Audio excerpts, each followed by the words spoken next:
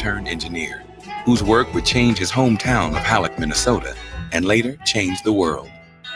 He sought knowledge and sought understanding. So, I mean, not only did his interest in the world and technology lead to a great career for him, but it also led him down all these different paths. When he was a boy, Fred liked to tinker with his father's pocket watch. Eventually orphaned, Fred turned his tinkering toward early automobiles. Working odd jobs throughout the Midwest, Fred ended up on a large farm in northwestern Minnesota run by Walter Hill. After fighting in World War I, Fred Jones returned to Halleck and to his lifelong passion for automobiles. At the tracks around the region, Fred would run into a lot of bigoted drivers and race organizers, but all things were equal when the flag was dropped, and Fred dominated the area's races. With the advent of talkies, sound was also becoming part of the movies, but the owner of Halleck's Little Gym Theater couldn't afford a new sound system named Joe Numero. Numero later admitted when a black man entered his office, he thought it was a joke. I'm sure he was surrounded by others who may have at times doubted his ability. However, I'm sure that there were people who got it and then were able to support him. Numero and Jones started working together. As he did for his neighbors in Halleck, Fred's work was often responding to calls for help and tackling problems that needed solving. In 1938, when his boss asked him to figure out a way to keep food from spoiling during overland transportation, Fred Jones went to work. What he came up with was the world's first system for refrigerated transportation. The technology was applied to trucks and trains, and the company Jones and Numero would call Thermo King. Fred Jones made it possible to ship and receive perishables year-round. The supermarket was born.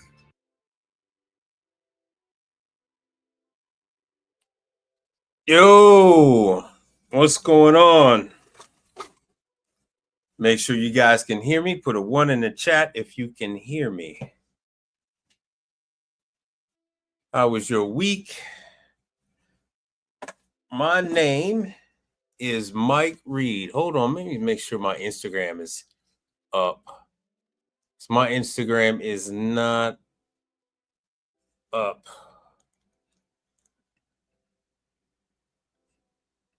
I have no idea what happened to the damn Instagram I just had up and running. 1 second. Yo, LED. All right, cool. You guys can hear me? All right, let me edit that. It says I'm live, but I am not. Let me change this. Remove that key, and I'm going to add another one.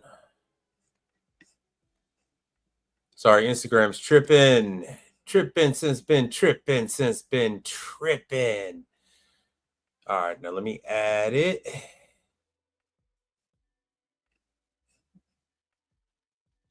So oh yeah, good. There we go. All right. So Instagramming is on. Let me move that down. Hopefully you guys follow. There it is. Hopefully you guys follow me on Instagram. And if you do, you'll know that I was hanging out with the old man. Uh-oh. Let me share that one.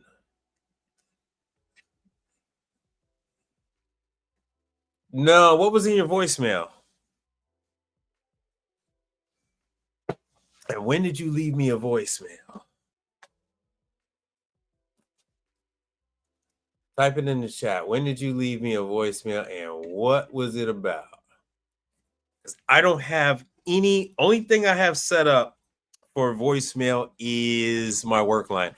I don't even have my own personal voicemail set up because I never answer voicemails. I never listen to them or respond to them.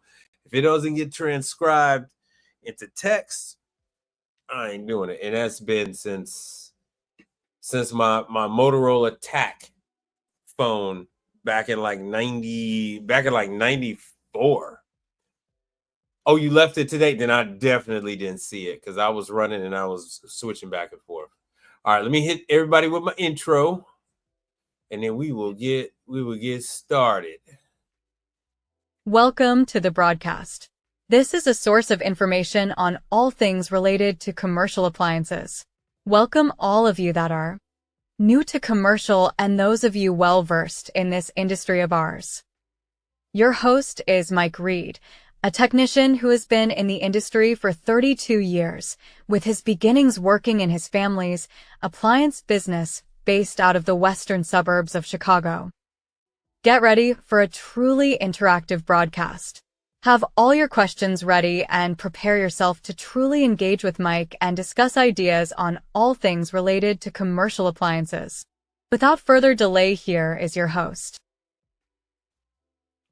Hello, hello, hello. All right. So the pretty lady, the pretty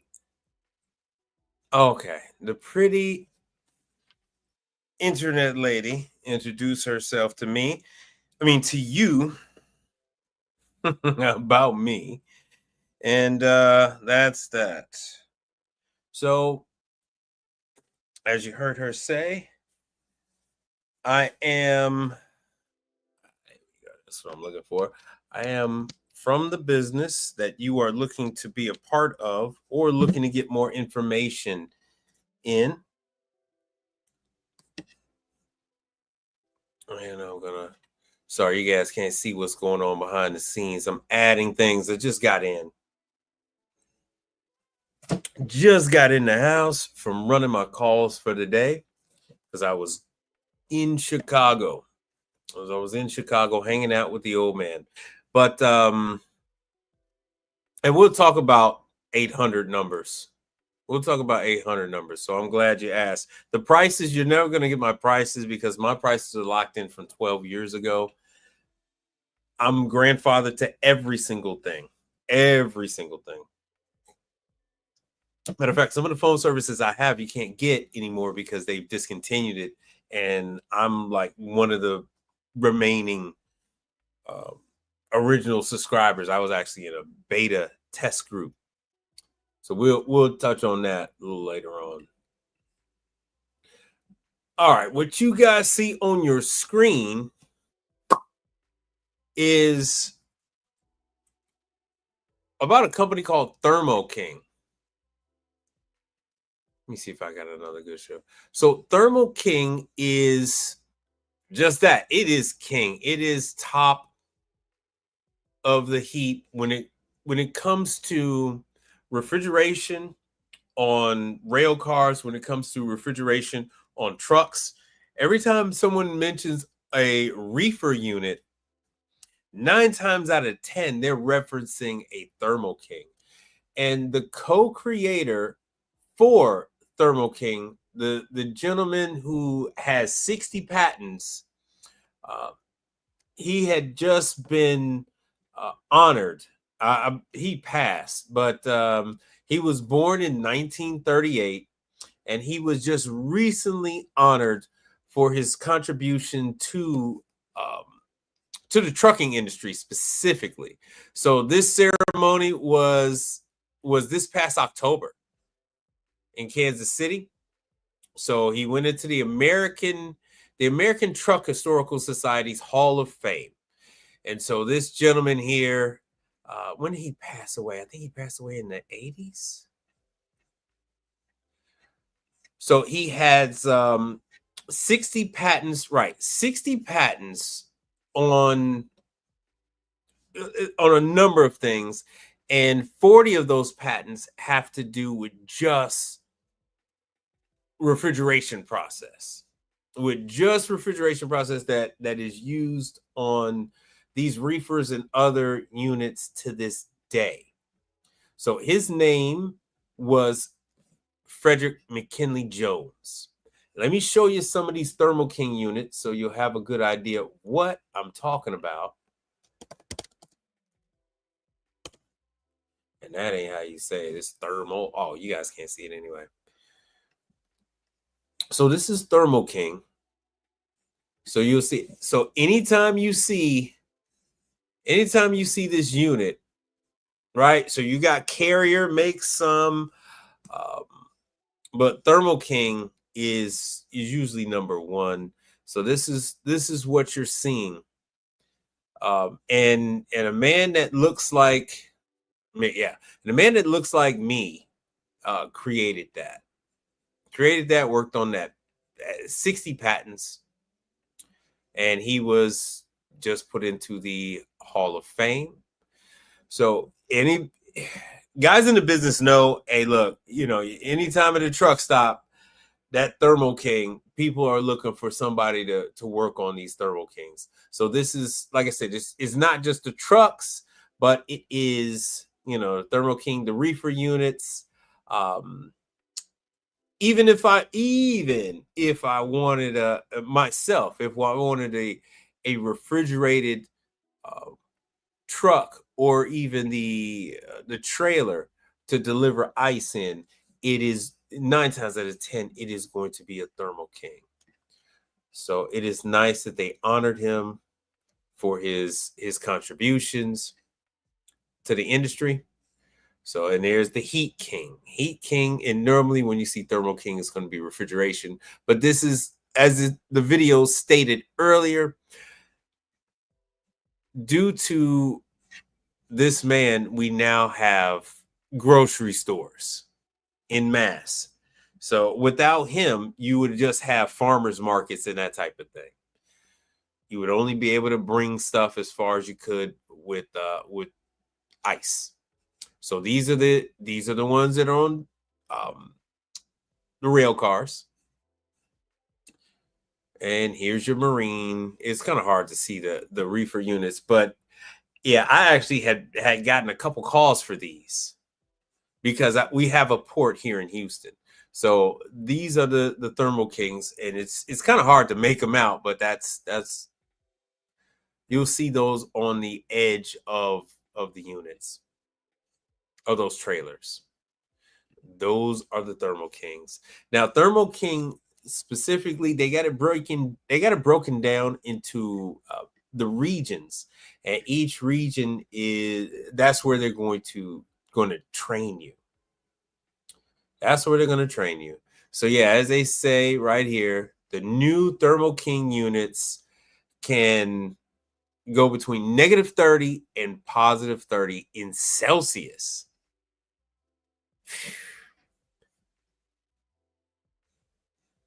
So let me show you the career section.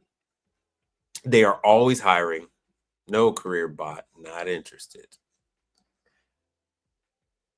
So Wisconsin, but each location, they actually have a video where they're asking for people.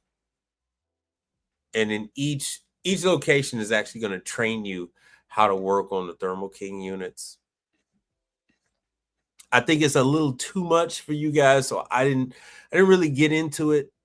These are all the open positions with Thermo King. See, so it's all, they'll ship it anywhere. So, but this is Wichita, Kansas. Wichita, where they're doing anything, anytime you have a hub for the rail cars, trucks, you're going to find Thermo King. So they have every type of job imaginable for Thermo King. And once again, if you missed it, Mr. Frederick McKinley Jones was honored on October 23rd, so just a couple weeks ago, for his contribution to the HVAC industry. So 60 patents, and 40 of those 60 patents are on just refrigeration alone.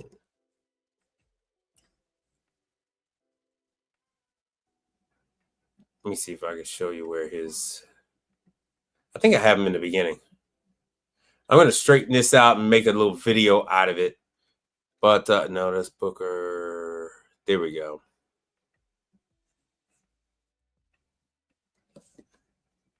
I have a way to get into that slide. So I'm going to take this, chop it up, put some music with it, have a nice little slide. But here's a picture of one of his first patent is for Thermo King A.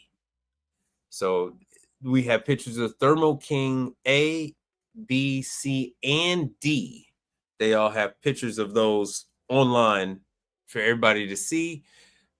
And with the backer, they were able, financial backing,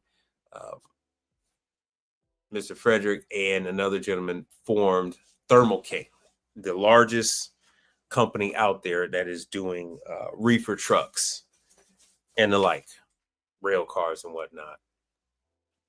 All right, so I just thought you guys would I would introduce you guys to that kind of thing. And I'll have some more information on Thermal King. Some more.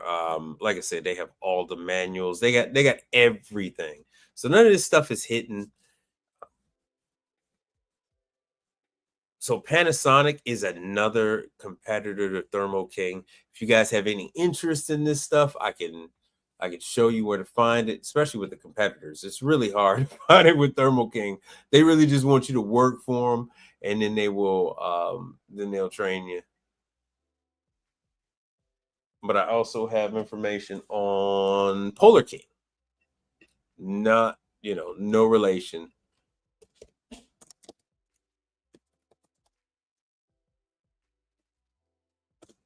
Let me show you what, doggone it. Hold on a second. Sorry about that. Let me show you what Polar King looks like.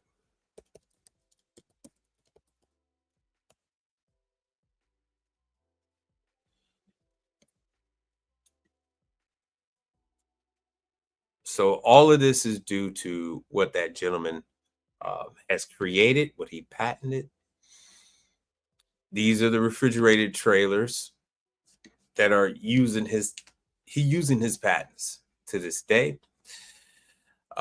They have these that are mobile, and then they have the other ones on the truck. So I've given you guys the information to do work for Polar King.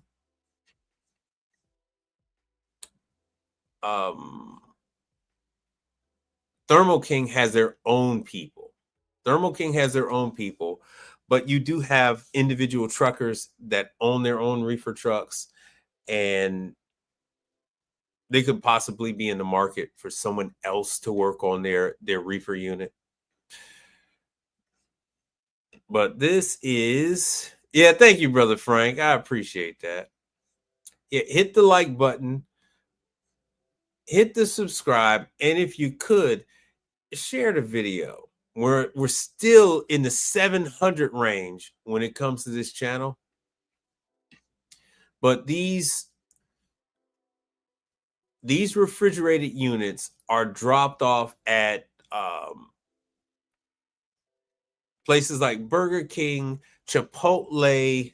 So let me show you where they put these About Us. Let me go to the About Us.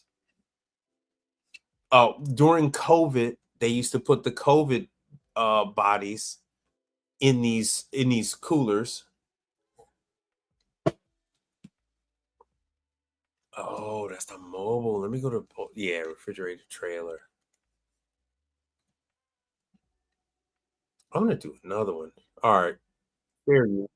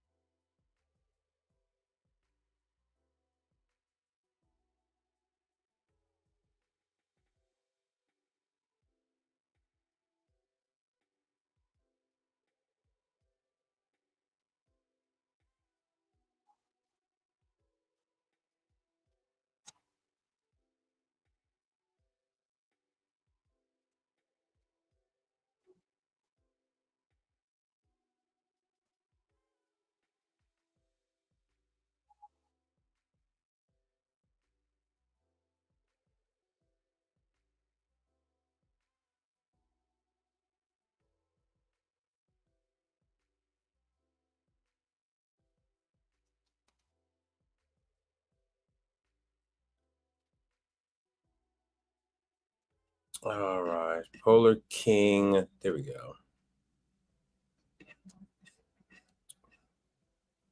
So here are the other units that Polar King does. So these are units that function and are designed to stay outside. These are the ones you're going to work on. These are the ones that go out back behind Chipotle and other such locations where the footprint, these are where the footprint is too small. So they'll have the restaurant and all the basics that they need, and then they will have the freezer unit or refrigerator unit out back, or even in the parking lot out back. Sometimes in places like Philly, New York, some places in New Jersey, they might even actually have this like a block away. They've mentioned that before, where they have this at another area which is in walking distance, and this way they get their delivery from US Foods, from Cisco. Then they'll come and they will deliver their products over there. Now, let me address some stuff that I'm gonna address some stuff Mike Sneed had brought up. So all right, Mike Sneed went to the ice cream Cone Con run by the very nice guy from Australia. He used to be a police officer, and he also used to work for Stolting. So he left being a police officer, came to the left being a police officer, then went to work for Stolting Direct, working on their ice cream machines. And then he went and started his own ice cream shop. Then he turned around and started a school teaching you how to work on ice cream. So now he has a convention called ConeCon, and he's been doing this for a number of years now. I know Mike has been talking to you guys about Emery Thompson. So Emery Thompson, let me tell you about Emery Thompson. So this is a family-run business, a family-owned business. The current gentleman that is control of the business is the grandson. I know he's like 80 years old, but he's still the grandson of the owner. So I've talked to them many years ago, and as it usually is when you talk to someone older from the past generations, he was a dick when I talked to him on the phone, so you get through right away. So I called Emery Thompson, and nice young girl answered the phone. It's actually the same one that's in the pictures. It's the same one from Emery Thompson puts on these videos. Well, he used to do them every week, and he just recently stopped. So the grandson and his best friend, they used to show you how to use the machines and produce. There he is right there, and do recipes for the machine. And he's an asshole. He's an asshole. So here's the machine right here. It didn't always have the electronic controls on it. The grandson is the one responsible for instituting the overrun controls, the infinite overrun. So, and he's also taken it to the point where it's not just out in the market as Emery Thompson. It's out in the market as Electrolux. It's out in the market as Carpigiani. And it's out in the market under another, at least under one or two other names. So he is you got to give him his flowers for that. So, like I said, the family been around since 1905, and he brought the company from the New York tri-state area. I don't remember if it was New York, Long Island, or New Jersey, but he brought it from up there and then brought it down to Florida. So he brought the manufacturing down to Florida. They've actually moved into a newer warehouse, newer production location. It's 2.5 times larger than the old place. But I understand from what Mike was saying that now they hired a new guy for that, but the current owner always took the position of Emery Thompson, always take the position that it's a good machine. There's nothing wrong with my machines. It doesn't need anything. Because I had called him up years ago asking him for tech materials and things like that. And like I said, he was just a real dick. He was a real dick, a real asshole about this thing. So now these seminars are not about how to repair the unit, but it's about, like I said, how to make ice cream with the units. Because in the business, they only care about how to make ice cream. They don't care about the maintenance on the machine. So as you see, the seminars are $75. You got to go down there to Florida. Maybe this guy that's running the maintenance department, maybe he'll do something with the units and offer some kind of training. But the owner's position is that there's nothing wrong with his units, and his units go years without need of service. So there's no need for any of that. And also his viewpoint is never buy a used machine, which I completely understand that. It serves two purposes. One, he wants to keep the resale, he wants to keep the value of his equipment high, and keeping people only purchasing new keeps the value high. And then, like they said, the machines do. I have a number of clients that have them, and I've never received a phone call. I got a number of people that one is a chocolate shop. They do all forms of chocolate, including chocolate ice cream. And they've never had a problem. The units that I am aware of that I know are out there, they have never had a problem. I've never had to go out and change a belt.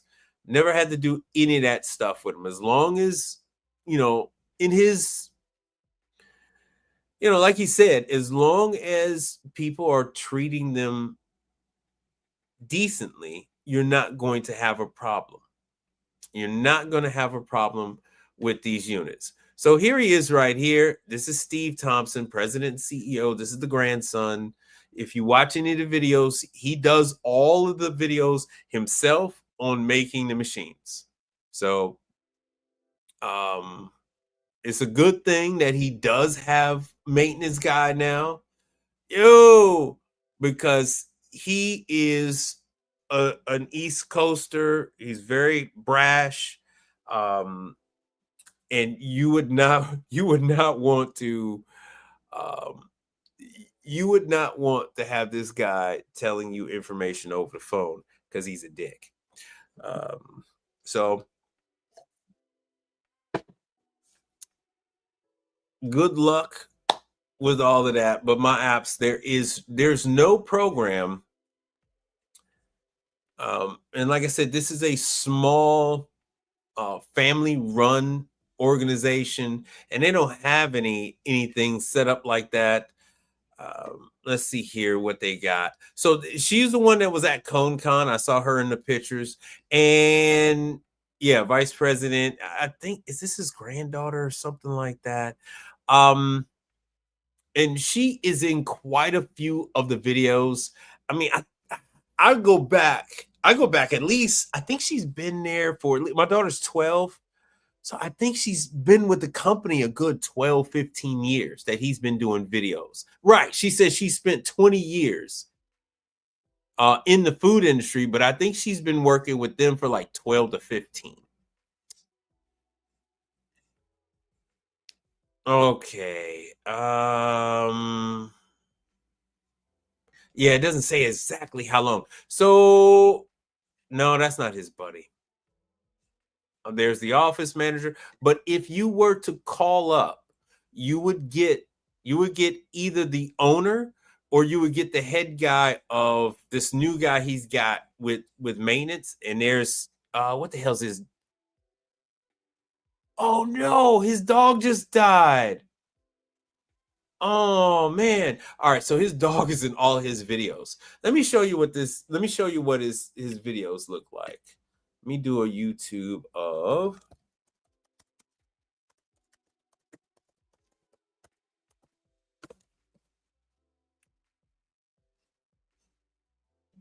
all right, good. You guys can see introduction to Emery Thompson.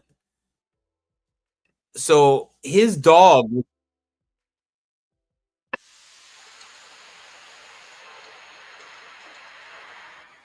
was in every single video.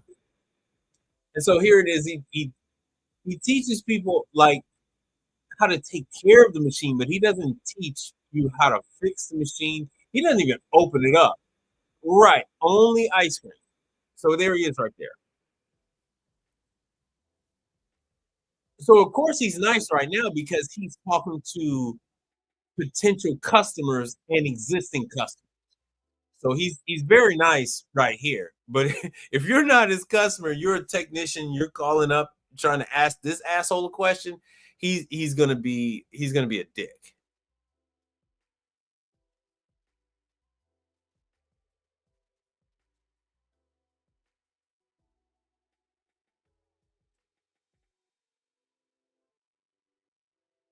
And please do follow his instructions because they test out all the other chemicals out there.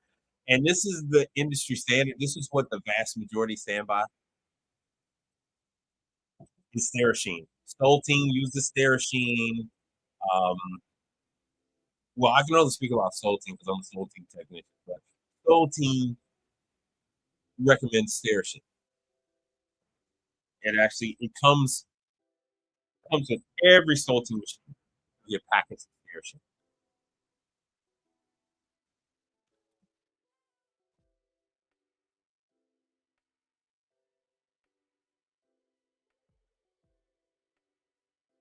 So, like I said, well, let me go back a little bit. Oh no, so like I said, his contribution to his grandfather's invention is the electronic control that's right there behind his hand, right there on the upper left hand side. And I'm gonna, while his video is playing, I'm gonna show you that um,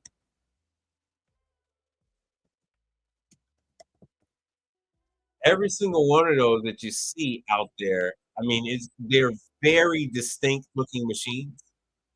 And so the other ones are the exact same machine, just with a different badge on the front. So it's very easy to see that something was an Emery Thompson, but it's got a different name on it, like Taylor or something like that. But I think Taylor drifts in and out with making their own.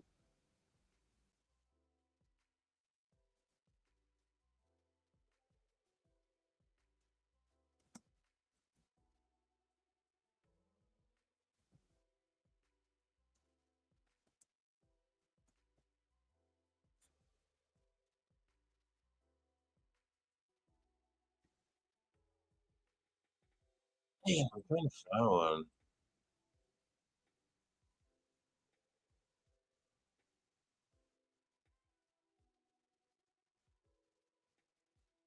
I'm showing you. These are the different ones out there from various different years.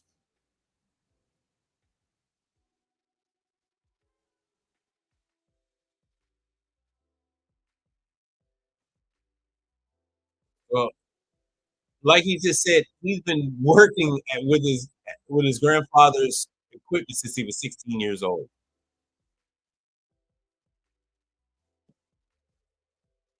I'm sorry to hear about his dog.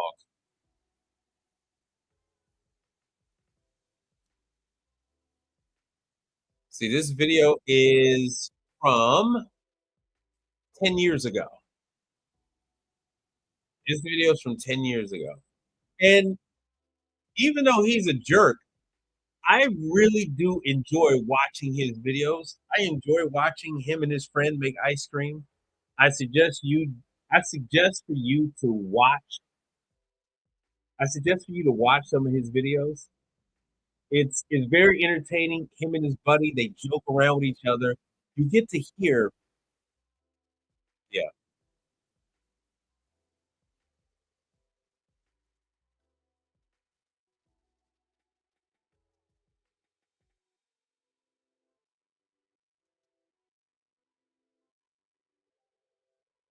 No, no, you got to understand, it is not all right. So my app said it was weird since there was no service, no tech sheets or maintenance stuff on the web. That's what I'm trying to explain to you guys. These are the original. If you watch some of his videos, he will say how the original machine was a wooden barrel that his grandfather had devised a stirrer on the inside, and they would freeze the ice cream like that, and then he went to a stainless steel barrel, and then they started welding the stainless steel, and that same origin story is the same around the United States of America. You are just not familiar about how the industrial uh, revolution came about in the United States. Excuse me. Oh God, sorry about that. You are just not familiar. You really need to know your history. If you look at the dates on when these companies were started, you're going to see the dates are primarily from 1889, 1880 to like this one was like 1905. During these years with the Henry Ford and all that stuff, you had a lot of you had the Industrial Revolution, and you had a lot of this building of equipment that was going around. You'll see the first the automated washing machine, all these things around the same time, and it had a lot to do with the electricity, the availability of electricity. So when that came about, then you had all this kind of stuff. But these are all custom stuff. So they are the only ones that make it. Let me see if I could show you. Oh, let me see if I can show you his stuff. Let me see if I can show you the Emory Thompson location in Florida. So that is not unusual. It is extremely that is a very common story. It is a very, here we go. It is a very common thing. Damn it, you only got the picture. So this is the picture of the new building. The older building, like a lot of other places, and you see built since 1905. There were no plans before. There was no paperwork. Why? Because a lot of stuff is just off the shelf, actually out of a catalog. Everything was, let me make myself bigger. Hold on. Everything was just out of a catalog. You pick the motor out of the catalog. You pick the belts out of the catalog, and you fabricate your own equipment. You know, everything, the dasher. I think they made Emory Thompson created the dasher, which is why they're extremely proud of it, because they can handle tree nuts, they can handle frozen fruit, and the other manufacturers can't because theirs is a much lighter construction. But I believe they're the ones that created their own dasher. And they didn't pick that out of a catalog. But how these companies existed and how they came about is they fabricated main components, and in motors they would buy that from a part supplier, wheels they buy that from a part supplier, and then they would put the equipment together.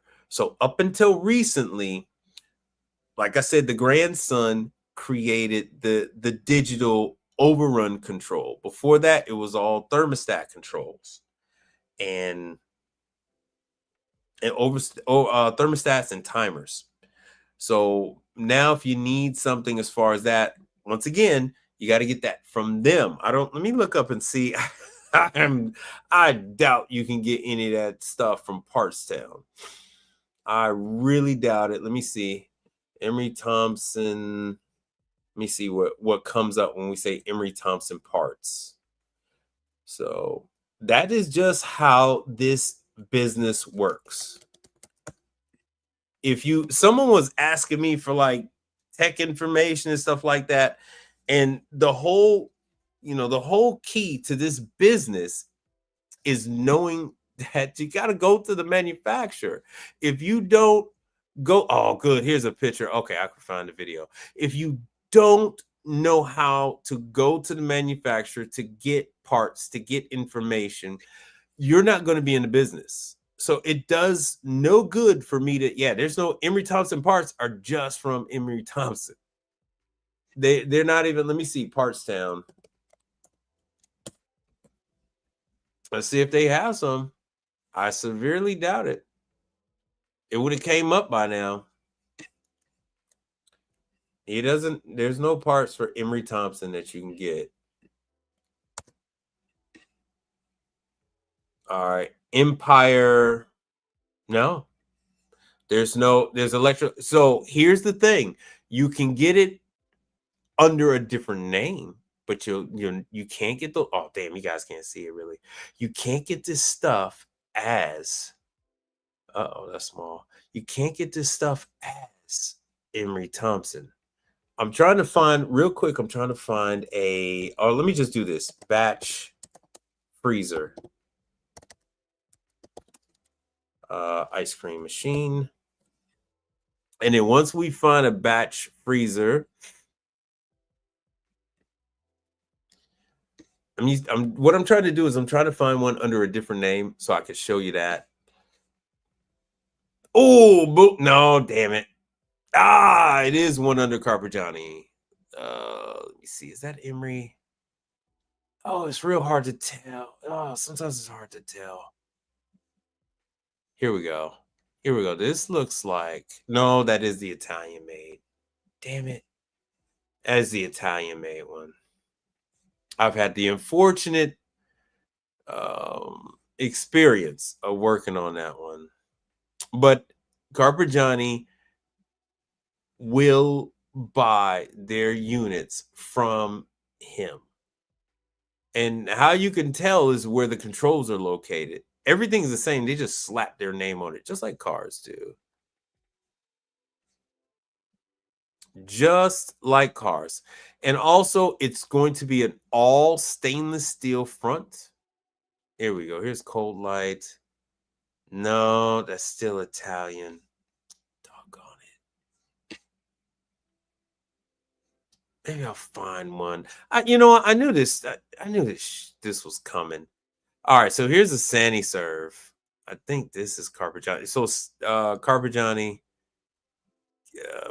Not Carpigiani. Sandy Serve. Let me see here.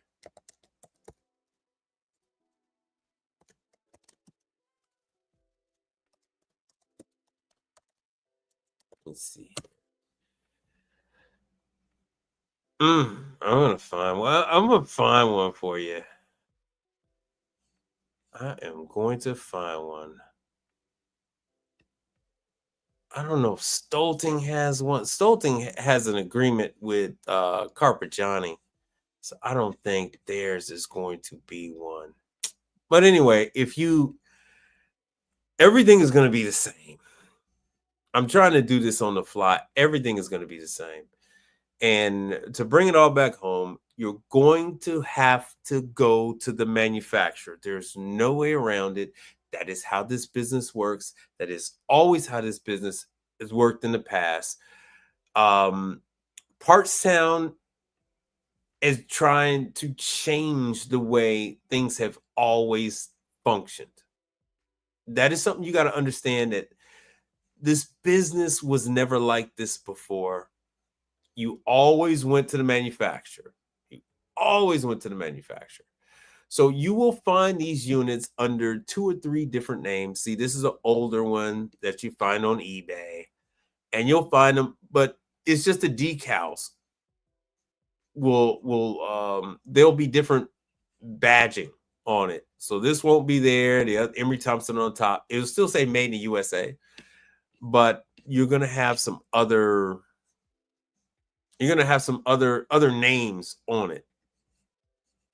But you just need to contact Emery Thompson for anything you're looking for. Anything you're looking for.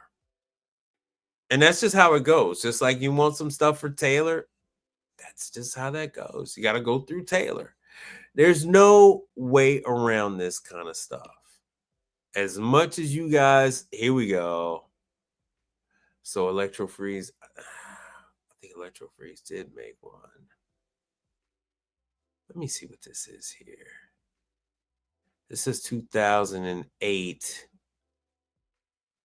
Okay, good. So here's one right here. This is an Emery Thompson. So perfect. Bam. Found one. Finally found one. So if you ever run across a unit with all of these similarities, that's because this damn thing wasn't made by Electro Freeze.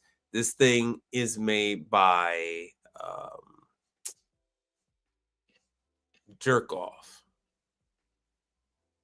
And his people that seem to be very nice, but he is just a dick. Let me see here. So Taylor, so anytime you run across these, it could be, it's such an incestuous relationship with these guys.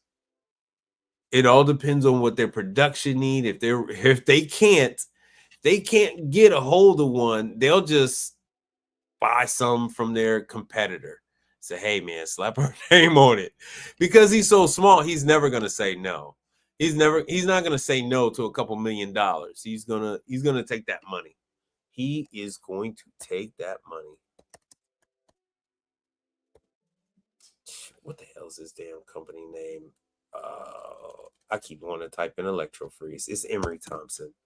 So Emery Thompson is in the business, been in the business since 1905. They've got a very good name. There's the gallery. Let me see if I can find some pictures of the building. It is what it is. This is just the business. So, questions, comments, concerns as I go through some of this stuff. Once again, like I said, if you need something, if it's in regards to an Emery Thompson, you must call Emery Thompson. If you need something on a Stolting, you must call Stolting. Pasmo, you have to call Pasmo. I hope you're picking up what I'm putting down. So I've told you guys time and time again, your skills are the same from residential. That is where the similarities end. If you work on a refrigerator at someone's home, as you can see in this picture, everything else is the same. You're going to have a condenser fan motor. You're going to have a compressor. You're going to have the only difference with this is the evaporator is here. The barrel has copper tubing spun around the barrel. But there's the condenser. And then you have your various other controls where power comes in. You got your relays, all that good stuff. So like I said, it's a very, this is how they put this stuff together. Right there These guys have been putting this stuff together, like they said, their whole freaking career. There it is. So this is how they put the copper. And see, look what he's doing. He's using a freaking hand tool. He's using a freaking hand tool. And you think it's weird? You think it's weird that he doesn't have maintenance stuff? They're using fucking hand tools. You understand? They're using hand tools. They're using old equipment that's probably been around since the father. See? He's using the rubber mallet to put the copper tubing around. And then they use a some kind of a solder. I don't know if it's lead. I don't know what their process they're using. Oshizaki's using friction bonding, which is not quite working out so well. But yeah, there it is. They're using the copper tube bender to wrap that copper around there. This is for them testing. This is for them testing. So the unit is complete. You saw the guy putting together the electrical panel. You saw him putting together the panel box. That was the panel box right there, the gray piece. So there it is right there. So that's where all the power comes in. How this works is you must know the basics. Oh, there's my testo. And there you look at that. They're using 449. So this is why I use digital. So it's automatically telling you your pressures. Now you know exactly what pressures you need to operate at. You know what it needs to charge at. You got everything right there. Here they are making the structure. All this stuff is out of order. There they are polishing, stainless steel polishing. And here he is running suction line. Very pleased with himself. That appears to be an access line.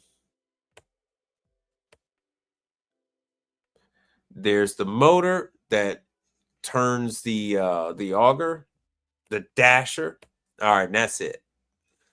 That's it. That's all. Oh, and there's the dog. He loved this dog. He loved this dog more than he loved people. More than he loved people. So the dogs could be in the area where he was making the ice cream because the ice cream was not for resale. It was just for that small group. You see how they see that? Oh, that's another thing he says, that he takes credit for Ben and Jerry's. So Ben and Jerry's, it's not a family secret. Jesus Christ. It's not a fucking secret. It's not a family secret. It's the basics. No secret. Stop it with this secret stuff. Refrigeration is not a secret. It's just the basics. It's just pressure difference. It's for every action there's an equal and opposite reaction. There's no secrets. No secrets. It's no secret. It's no secret, which is why they take this thing so freaking personal when you call up and ask them, hey, look, do I need to stock some belts? What size belts do you use on your equipment? The fucking guy chewed my head off about what fucking size belts, So here we go. There's his buddy right there. So he is also an East Coaster, and his machines have always come from Emery Thompson. He has a ice cream cookbook of recipes that that he's found to be very popular. And together, between these demonstrations, and like you said, for the $75, you come down there to Florida in the Keys, and they show you how to work the machine, how to put in fresh product. You could put in fresh bananas. You could put in fresh strawberries. You don't have to put in artificial. You don't have to put in dyes and stuff like that. He has it where you can actually put in chocolate. You could put in walnuts, and so they do it right in front of you, and they let the audience see. There it is right there, and there he is right there looking on at his buddy. I'm gonna tell you, this is a new picture. The reason why I say this is a new picture is because this is a Victory fridge that they are badging as an Emery Thompson. So he has a deal with Victory Refrigeration so that he can provide a sort of like a suite of equipment so that everything matches, which makes sense now that you say that they have this whole department set up, because now he does have the refrigerator. He now has the refrigerator. Let's see here. Let me go into products, and there's the hardening cabinet. So this is a Victory. Oh, see? So even the picture says Carpigiani. Even a freaking picture. They didn't even give him his Emery Thompson logo. It says Carpigiani. Oh, Jesus. By the way, it's all the same company. But I believe they give him his own stuff. So here you go. See, they advertise direct to you pricing, no middleman. Get the parts you need same day, no minimum, all parts shipped directly. Here's your manuals. They got the troubleshooting guide. So there's the manuals. Like I said, there's no secrets. Let me make myself big here. There's no secrets. All right.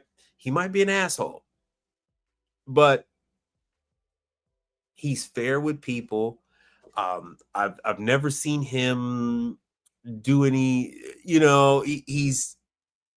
treats everyone equally the same, right? So he doesn't single out. I've seen all kind of ethnicities in his audience. They ask him questions. He doesn't give them shit. He talks to them like regular human beings. I can say that about him.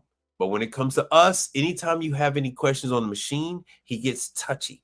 He gets touchy with us. So it's nice that he has a buffer between us and him. So dealing with his maintenance staff, people that's designed to or hired to deal with us, is a good thing. It's a good thing. It's a very good thing. Very good thing. Because you get him on the phone and you no longer are going to have a good day. So here are all the information. There's the freaking manuals with the touchscreen without. There's the different colors. The touchscreens are his baby. So do not ever call his touchscreens garbage, or you don't understand why it is, or that. Don't do it. Just don't do it. Just be professional and go with that. So here's the manual. This is the smallest one. So here's your manual. There are no secrets. No secrets in this business. No secrets. Like I said, if you wanted information about Taylor, there are guys out there that will give you information about Taylor.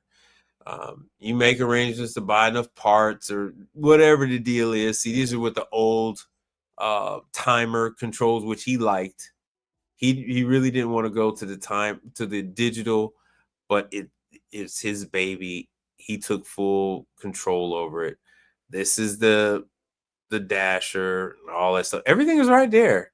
So here's your schematic. So you could whack off to that. There you go. There's your schematic. Y'all love that damn schematic. The schematic is going to be on the machine. Yes, you're going to see a used Carpigiani for 20 grand. These are business tools. This is, I don't know what you guys are not getting. This is, let me see if I can find something. These are business tools, man. I do not understand why you guys are having a hard time with understanding that. You're going to find Emery Thompson units 20 grand. So here we go. So like I said, this old Emery Thompson, this sucker's 12 grand, but you don't even know the damn thing works. See? So like I said, why spend 50 grand on a new one? And in his defense, I mean, it is the right thing to do as a business owner. That is what you should do. Tell people do not buy a used one. He said, let that shit go. So here it is. It's three-phase. And I don't think any of these are anything other than three-phase. I think they're all going to be three-phase. So it's 404. So this is not that old. This is not that old. This is 404. Let me go back. Let me see here. Emery Thompson. It is crazy. I can't find any of those other old ones.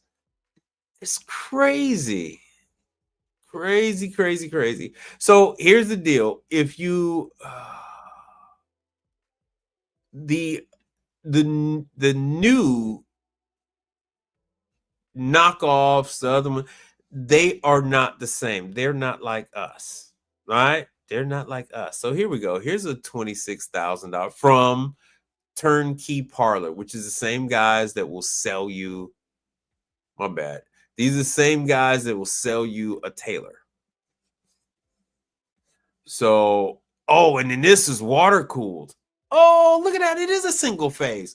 Okay, so it's, oh, wow. I didn't know he made ones that were single phase. I've never seen one that was single. Well, I've never seen one that was water cooled either. Every single one of these I've seen. Hey, yeah, the old man was happy to see me, man. The old man was happy to see me. Yeah, I take it. All right, y'all ready to break and go on over to something else. Y'all tired of me ranting and raving about this Emery Thompson stuff. Hold on a second. I got the pictures. I got the pictures. All right, let me show. And feel free. I didn't get a chance. I was just in Chicago. I was hanging out with the old man. And like I said, I haven't had a chance to put up the stock ticker for today. I had to run around and take care of work today. All right, so this is the old man. That's my sister. That's me, my sister, my father. What the hell? There we go. Let me see if I can find some other pictures.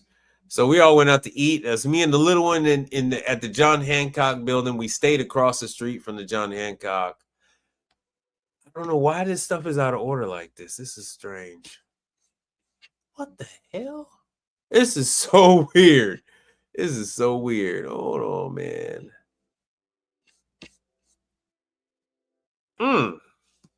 There should be more pictures in here than this. Let me show you Instagram then. There should be more pictures. Hold on, man. So this is what I'm talking about with the what the this is so oh wait. Damn, nope. Let me go down. Sorry, old man alert. Old man alert. I am doing my best to. There we go. What the hell? People. Shoot. Where the hell's when I could show? It's this iPhone. Here we go. All right, so we got all of them now. No, don't do that to me. Oh, let's see here. Make sure you guys are seeing this. Yeah. Hold on a second. Let me get these photos up right.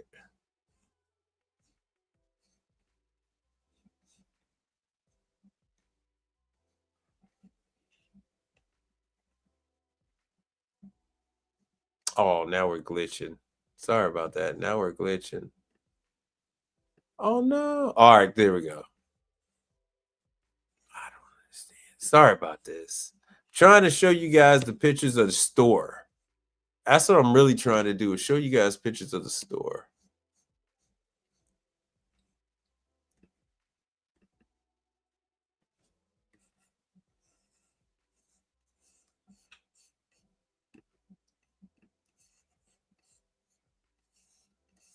No, it's not letting me do it. Damn it.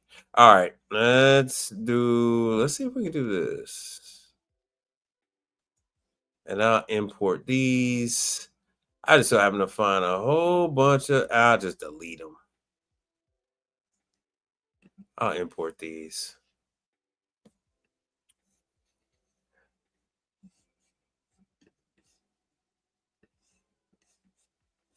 So what you're looking at here are pictures of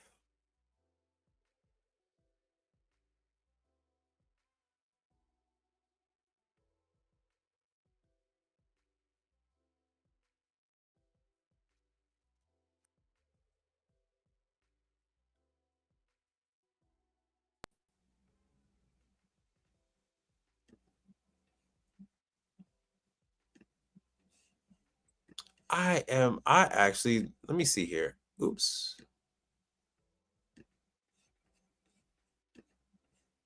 Sorry about this, guys. This is, I'm trying to share photos. There we go. Trying to share photos from the store. So yeah, we do a lot of coin op work. And I can't even see myself anymore. We do a lot of coin op stuff.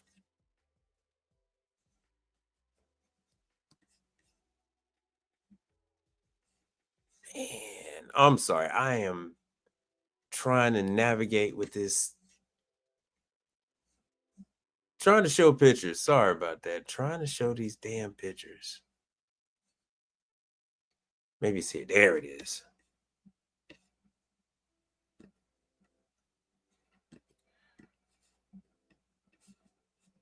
So for whatever reason, the old man had a lot. He had a lot of laundry out.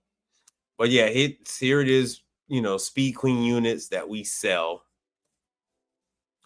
So we sell Speed Queen. Of course, you know our service Speed Queen. I am not exactly a big Speed Queen fan, but Speed Queen is number one in the Chicago market. So for me, there's really no way to get around it. So we have parts. So here we go. Like I said, Universal, a lot of Universal parts.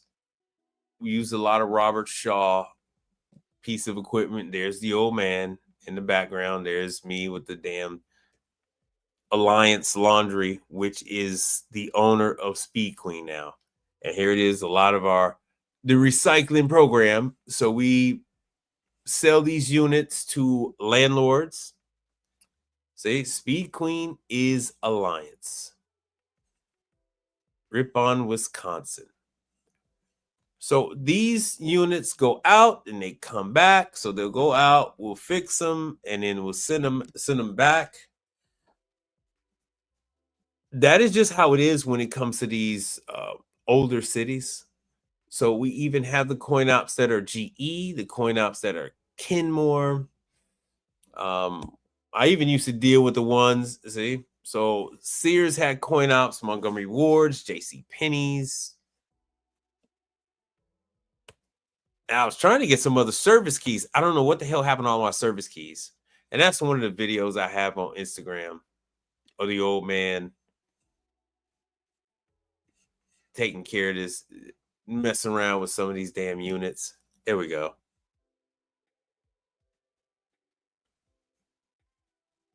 So here's the old man. He's running around doing like 15 different damn things in the store, and he's got helpers, but he wants to do everything his damn self. Ridiculous. Just ridiculous. There he is. He's answering the phones. He's taking down customers' requests. He does everything by paper. No bueno. No bueno. Who the hell deals with this? Because I don't know what the hell 416A is. Who deals with this? I had never even seen 416A. Nobody wants to help me out with that. So anyway, he's got a ton of stuff. This was like an Singer. I actually got this damn book with me now because my father doesn't deal with dishwashers. So I picked this up, and then there was a bunch of other stuff. So this is these are some of my reps too. They take care of him up there, and then, you know, they take care of me down in Texas. So yeah, some of this stuff is a little old. The old man, so this is the Insinger stuff I was showing you guys. The book is a little older. So here's all our coin op stuff. He's got a ton of slots. There's the Coin-O-Matic, because Coin-O-Matic is our local place. That's our local people. Different prices. He didn't even bother with switching the slots. $1.75. And I think all of his top out at $1.75. See, so here's stuff. Hey, you guys don't think that I know about residential. I know about residential. I did the whole MSA thing back in 2012. Back in 2012, I did the whole MSA thing.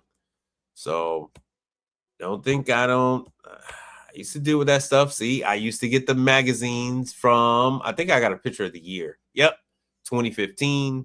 But I had the magazine for a long, long time. Long time. Let me make sure you guys can see.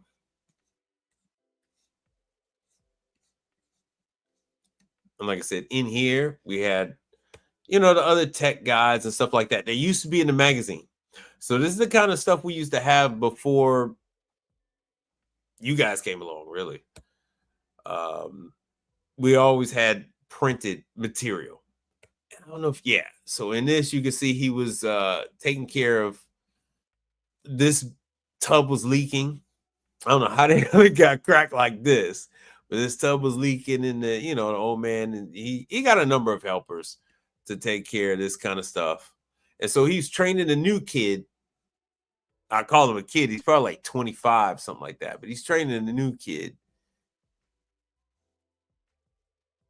And he was showing him how to separate the washer from everything. And that's just us hanging out.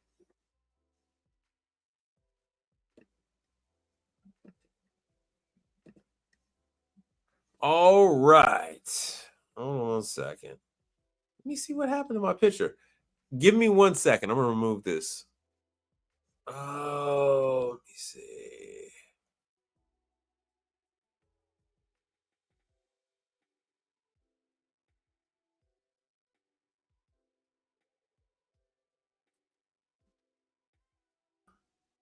There we go. I'm back with you guys. All right. So now that we're done with that, showed you guys a little show and tell. What else would you like for me to show you about what's going on in the industry? Let me see here. I want to show you guys some of the stuff from Instagram.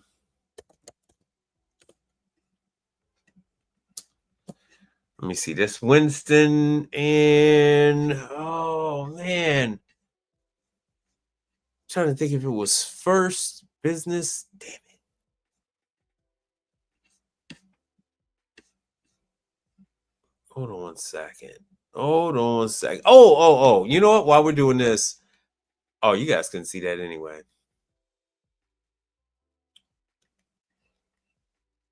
Let me remove this. Let me add. I'll show you a little bit about the phone system. I'll do that. Oh, we got some people on Instagram. All right. eVoice. So I cannot recommend any of these different systems, but here's one that I'm still using. I'm not fully up to date on what's currently out there. So this is where I have my 800 number.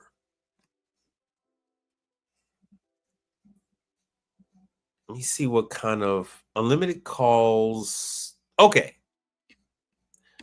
So that is not the 800 number. That is a regular number. Let me see about the. They do have the virtual assistant. I'm not really big on the virtual assistant. I use Comcast. You know, with most of our phones now, you do realize you can have a second line on your cell phone. So let me see here. That is not including. This is a little deceptive because this information is not including the 800 number. And that is the whole purpose of having this. Once you have the 800 number, you don't have to worry about, yeah, they don't want to tell you any damn thing. You don't have to worry about adding different area codes. Oh, shoot. Sorry about that. Sorry about that. Hold on 1 second.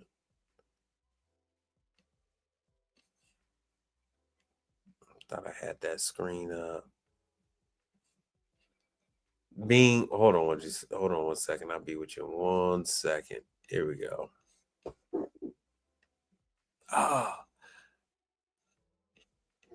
Yeah, you know what? Boeing is cyclical. The one thing you have to remember about Boeing is no longer an airplane manufacturer.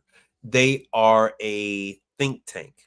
Back when I was with the FAA, Boeing had a contract with the Department of Homeland Security to you guys can't see me, to redesign the checkpoints and stuff like that. Yo, what's happening? So Boeing is a think tank. Let me make sure you guys can see what I'm looking at. So this is eVoice. Sorry about that. So this is one of the two companies I use. You can't use the other one I'm on because it's no longer available. It's no longer available, but this one still is. So this gives you a good idea on different ones to go with. This is not the 800 number. So toll-free number is available. The $14 is not. That is so for $14 a month, they're giving you 3 phone numbers. And I don't know if that is the phone number or if that is one phone number that they give you able to transfer to 3 different people. And then, of course, you can keep your current number. So if I wanted to transfer my Google number over to eVoice, I can do that. So that's one of the nice things that's out there now that you can port your stuff over. Oh, wow. We had quite a few people come through on Instagram. All right, Mr. O. Well, Mr. is over on both sides. You're on both channels. So just so you guys know, so this is what we covered today. We covered Thermo King, the refrigeration that is on trucks, the reefer units that are on trucks and different vans. That is always also on rail cars. Let me make sure you guys are seeing. Make sure you're seeing what I'm seeing. Good. Also on rail cars. And they have the shipping containers. So there it is under marine. I could look into this some more if you guys are interested in that. I knew about the training that they used to have like 10, 15 years ago. I haven't seen anything since. I guess I would have to call. But there are other competitors to this. The reason why Thermo King came up is because they were honoring the original patent holder for Thermo King. This is what people call a reefer unit. And it's just like Kleenex. It's every unit out there that's a Thermo King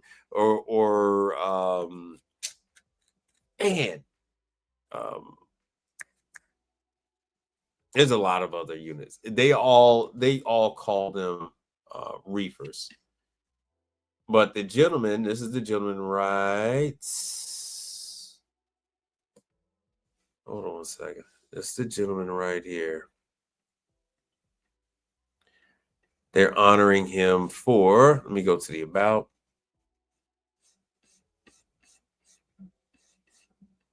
They're honoring Frederick Jones and putting him in the Trucking Hall of Fame.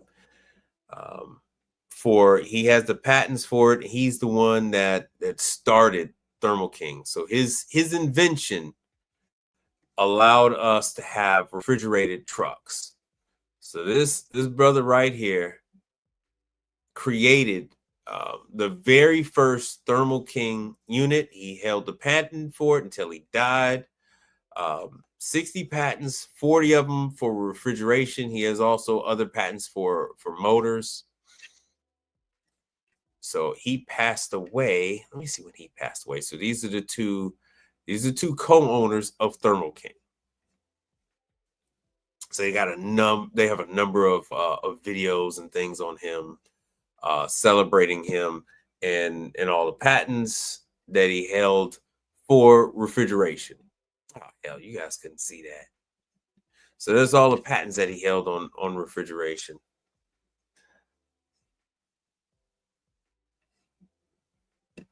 Let me go back to there. But anyway, by the time we've been on here for an hour, almost 30 minutes. Anything else you guys want to know about before we wrap this sucker up? So there's more information on these reefer units. If you guys are interested in it, there's a lot more about these. So I'm putting together my new reel for people that have these patents in, boilers, 1884. Like I said, you're going to see a lot of stuff 1880s because of electricity, because of the widespread use of electricity. So, there's Mr. Woodson. He was born in 1856. So he holds a number of 60. He also owed 60 patents for he has a lot to do with braking, and then he created a steam boiler back in 1884. So there's quite a few other people I'm going to bring up. I'll probably have it on my some of my reels for when I need to take a break or need to go and look up some things. But other than that, like I said, we got this guy here. And here's his latest and greatest. Like, and then it's not exactly. Now we don't have to rinse that. These things don't exactly set the world on fire. And no rinse is necessary. Yes, please hit the like. Let me see what kind of lights. All the water is going to come out. Now I don't throw this water away. This is sanitary water, and I'm going to keep it nearby when I'm making ice cream, ices, or gelato, because anything that I want to have come in contact with the ice cream. Now, even my hands, this is another. Throwing in some cookies. Hold on a second. Now everything is sanitized, so this water is going to just stay right. This is another item that you can also lease. Just so you guys know, you guys can lease these. You guys can lease this equipment. It's not a big deal to lease it. You see the prices of them. They are quite expensive.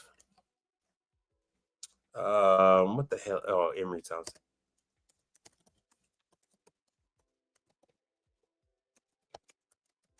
Actually, all his stuff is on his site. If I do products, and there's the 44. Oh yeah, I wanted to show you guys some other stuff.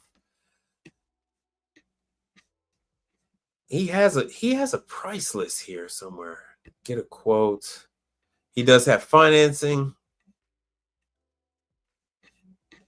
But you too, see, so the price of these damn things. You can also you can also find us some. You don't have to go through these two organizations.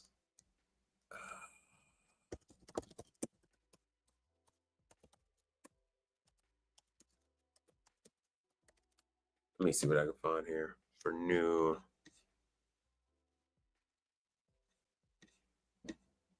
Yeah, everything I'm finding out is slightly older.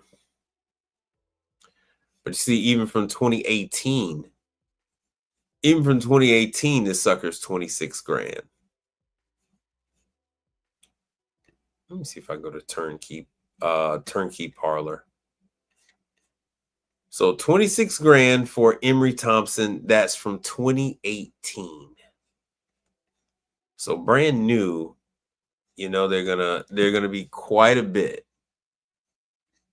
Quite a bit. Let me see what this is up to. And like I said, see, they're offering finance too for a used one from, okay, this is from 2022. So more than likely they took this from a failed ice cream shop. So this is what they're using. Oh, you guys can see that. Let me see if they're going to tell us what kind of voltage. I don't know if this is going to be a 220 single phase or 3-phase. These are Italian, the Nemox, Nemo. They're still not as good as the Electro Freeze. And here's another one. Yeah, we looked at this earlier. So this one is basically 25 grand. Single phase, water cooled. So they're going to get them fixed. Do they break down that much? Not really.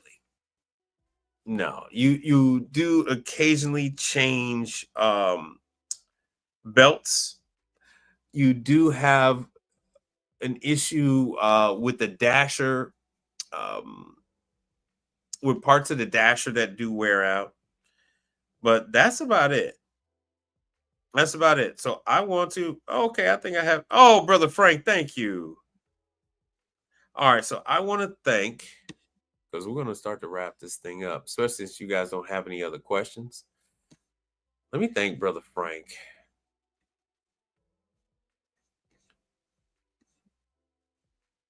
There we go. Brother Frank is always at the top. Thanks for contributing to the channel. I do appreciate that. I want to thank, let me see here, Michael Adams for contributing to the show. I don't know if you guys had any other questions. Mel, Najee. So before we wrap this thing up, I don't know if you have any questions about commercial laundry, commercial ice cream machines, or dishwashers. So some of you might have seen me looking at this. And this is in Singer. This is in Singer. So this is another brand of dishwashers that the federal government is making all of them go with digital controls. If you do want to have some kind of hands-on training, you would need to contact them and go to Pennsylvania. Pennsylvania is where the factory is located, and if they will give you an individual tour and some hands-on information, it's going to be at the warehouse, at the factory. And like I mentioned before, hold on, let me take this off. Hold on, let me take this off. What did I tell you guys before? I told you, I told you guys about the dates. So this was founded 1893. I don't know if you're seeing it, but 1880, 1890, 1901, 1905, 1909, That's when you're seeing that a lot of these companies are started up because of the use of electricity. So this is not something that is new. This is not something that is new. They only have these newer innovations. See, so here it is from the from the 70s. From the 70s, from 19 actually 19 between 1940 and 1979, that's when they came up with the ones that's currently out there. And they didn't make a change until 2019. 2019 is when they started making changes. That's when they started making changes to add digital controls because the federal government made them go with digital controls. And then now they have the ventless that started a couple years ago with the reclaiming of the hot water. So I currently got the catalog. That's the same catalog you guys saw me with on Instagram that they picked up. I picked up from my father. And so once again, family owned, privately held, and they are in Philadelphia.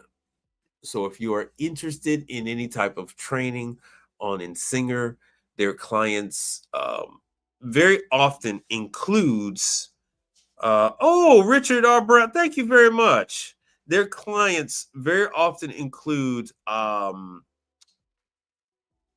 institutional clients. As you see, they get military contracts. I know a lot of you guys on the East Coast are big on that. They have prisons.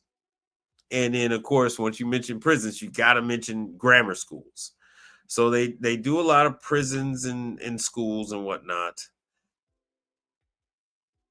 Oh, all right. So I want to thank Richard R. Brown. Symptoms. Thank you, brother. And brother Frank Evans, I do appreciate it. In my part of the country, Insinger is not that big. With that being said, let me make this big. With that being said, they have a lot of new product. And when I mean new product, it's the same old product with digital controls. So you got a lot of that coming out. They're going to be pushing for that. They're going to have a lot of sales agents going out to put that product out there, and you could be their only service provider. Most people, if you want to come to my side, if you want to come over to dishwashers, commercial dishwashers, there are very few of us on the commercial dishwasher side. If you come over to commercial laundry and you come over to commercial dishwashers, you will have next to zero competition. Everybody else is distributor owned. Everybody else is taking care of large accounts. There's no one to handle these smaller accounts. And even when I say smaller accounts, even your jails, your prisons, those are actually smaller accounts. The larger companies don't want those. Why? Because there's a lot of time taken up taking care of your courthouse, jailhouse. They still have to feed people. They got to wash those trays and all that kind of stuff. Those go into these dishwashers. So I don't think I brought up Insinger before, but Insinger is very intuitive to work on. They will answer the phone. They will talk to you. There's a lot of money to be made taking care of Insinger. A lot of money to be made. Let me see if I can get rid of this. Let me stop sharing that one. All right. So like I said, it's family owned. They will be in hospitals, grocery stores. Let me see if I can find some products. So you can download them. They don't have any training classes set up Why? Because this is, you guys are talking about niche stuff. Dishwashers, you don't have to worry about that much competition. People primarily are taking care of what they're leasing or taking care of what they're selling. People are going with Hobart, and Hobart has their own people. So if it's outside of Hobart, it's extremely difficult for people to find technicians. And now the Hobart stuff is being handled by Smart Care. So Hobart will install the machines. Hobart will connect the soap. Hobart will they will make sure the soap is topped off and constantly calibrated. But as far as repairs on Hobart, repairs go to Smart Care. Now, when it comes to the other stuff, CMA, American Dish, Jackson, now that's up for grabs. That's for anybody to do, because when it comes to individuals, if you become an individual servicer in your market, chances are you might just be the only independent servicer of commercial dishwashers in your market. Like, that's what I am. In the fourth largest city in the United States of America, I am, yeah, there's my name is mentioned along with Hobart, Smart Care, Autoclore. There's another one called Armstrong that's here. And then they're going to say, Reed Appliance. So that could be you. That could be you in your market if you take care of Insinger and all that kind of stuff. And these guys will walk you through it. Like I said, you got the flights. If you guys are interested in seeing the different type of machines, let me know. I did kind of breeze through it quickly once before. They do have pots and pan washers, which is fine for the, see, here's the security package. This is a security package, which is designed so that the inmates don't break off pieces of stainless steel and make weapons out of it. So that's why they have the security package. So you're going to need your, I don't have my thing on me. So you're going to need special keys and things like that to open up different panels, because the employees will, I mean, not the employees, the inmates are the ones washing the dishes, and they will take time and they will take apart that machine and make weapons out of it. So yeah, they have this the smart scrub, which is like what you see in Five Guys. So Five Guys, they will use a scrubbing system like this to wash their potatoes. So they put them in here. There are about 3 different manufacturers that make these washing systems, these smart scrub, and Insinger is one of them. Electrolux now owns the other. And so Five Guys use it to wash the starch out of their potatoes. So if there is a chance that you can run into one of these, it doesn't say Insinger in the front like it does here. It is very hard to find out who actually makes the freaking products from time to time. All right, so here's support.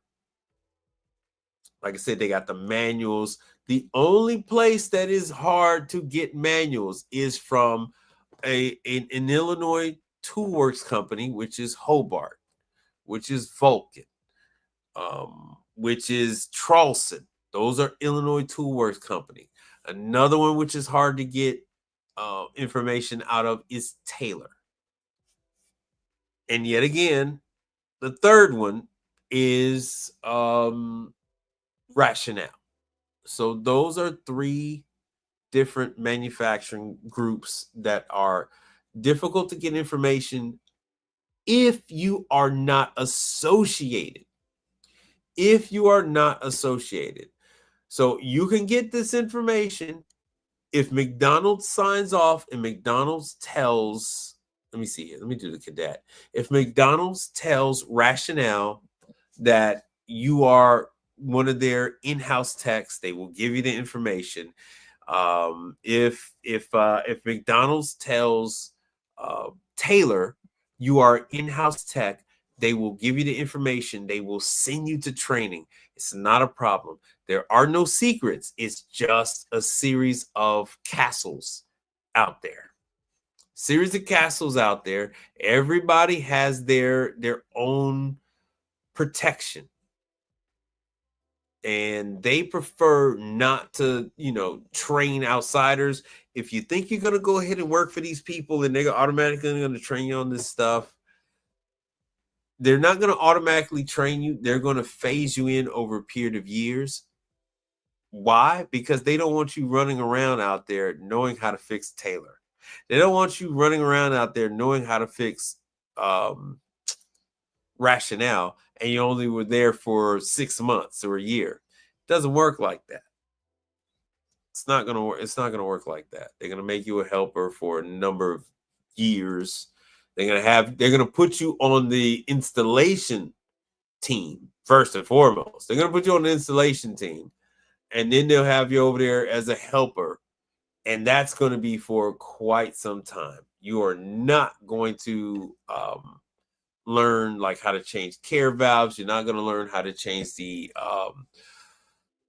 blowers. You're not going to learn how to change the drain valve, all that kind of stuff. You're not going to learn any of that kind of stuff right away. That is much, much, much later. But when it comes to dishwashers, hey man, you got the run of the thing. So here's all the information. They're not hiding anything. They're not hiding. Let me go down. Let me say page 40. They're not hiding anything from you. Oh yeah, this is in French.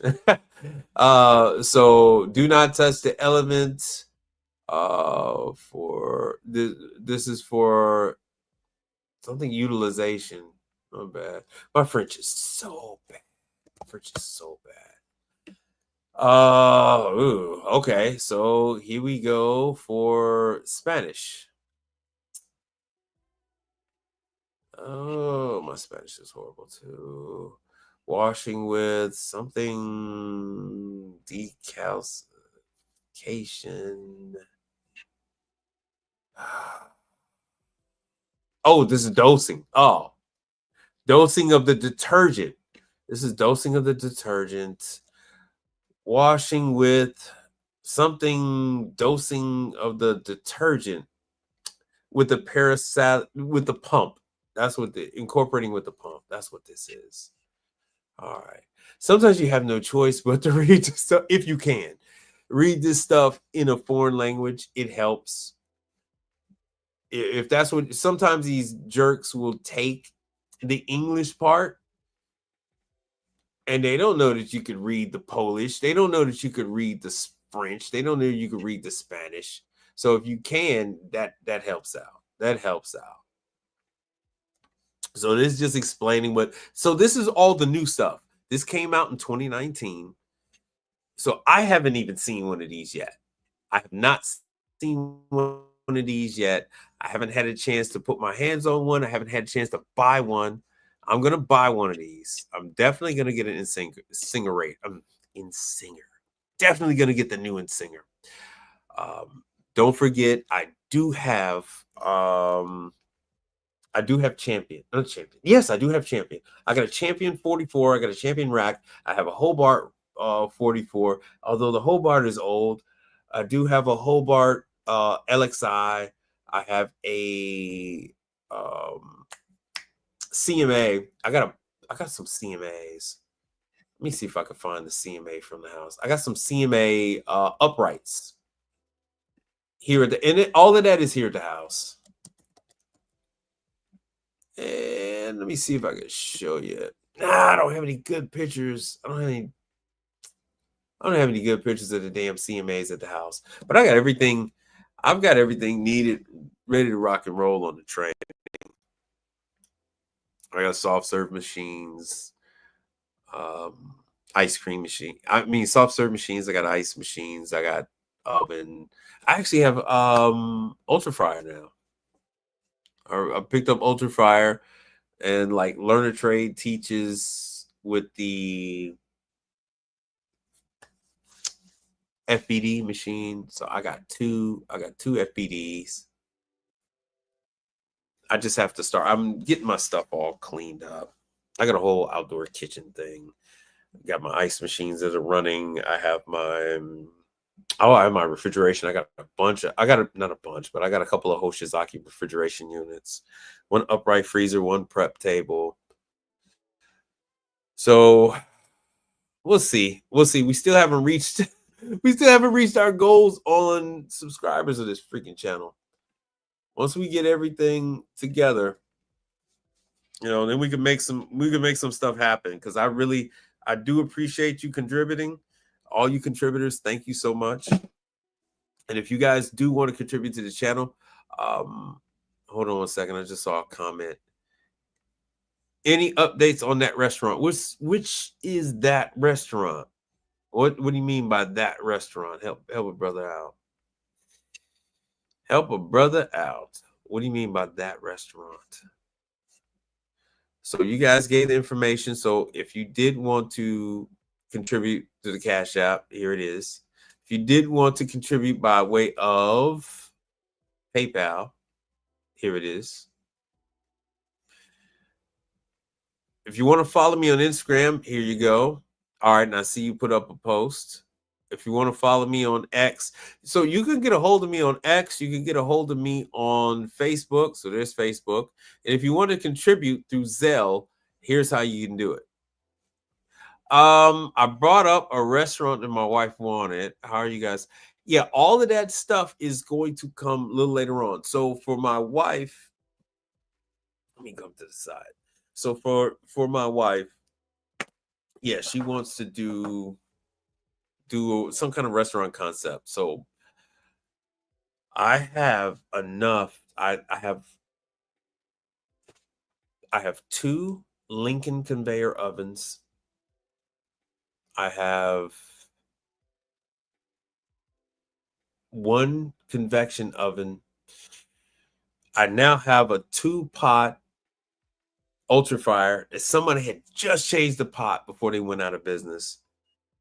It's kind of sad when you think about it. They just redid everything.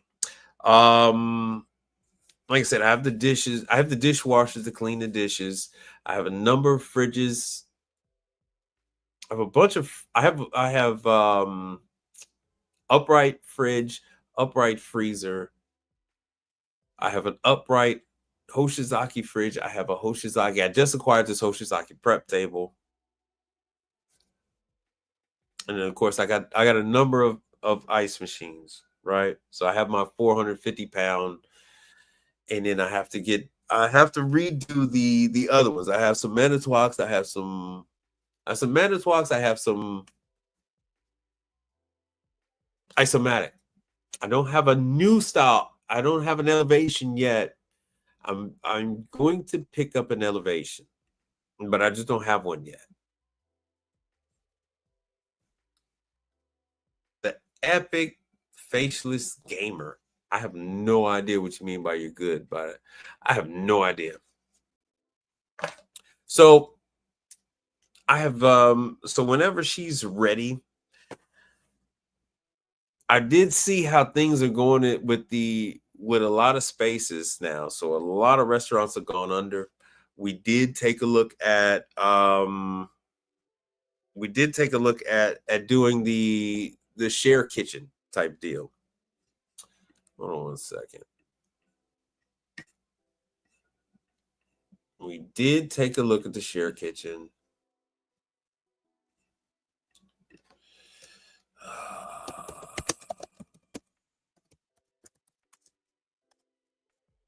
What's that? Blodgett. Yes, Blodgett Food Hall. So we looked at doing the food hall thing.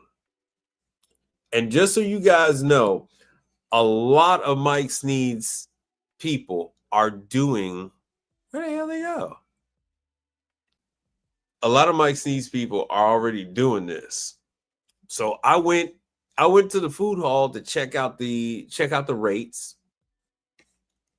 And I mean, they had cookies, they had popcorn, they had ice cream. So a lot of people. So they had like 3 different brands of ice cream. Let me see if I can find it. We'll go with delivery. Nah, I'll go with pickup. Let me see if I can find it. I don't know if they're still doing it because they were with the shared kitchen type of thing. They're charging you for shelf space. Tiramisu, sweet things, heaven in a jar. A lot of people are making their own ice cream and putting it up there. Oh, see, yeah, see, a lot of them already closed, and they had good rating, 4.7. So cookies, they are closed. The reason for them closing is the cost. So I think it was something like $500 a week, or it was something crazy like that for per week. Yeah, it's a ton of ice cream shops. Because Houston is the 4th largest city in the country, you can put up an ice cream shop in Houston. You have to select the right place. Like I said, I was just involved with one that does Carvel ice cream. So and then I had a little bit of dealings with another one in the Heights. You have ice cream on Main.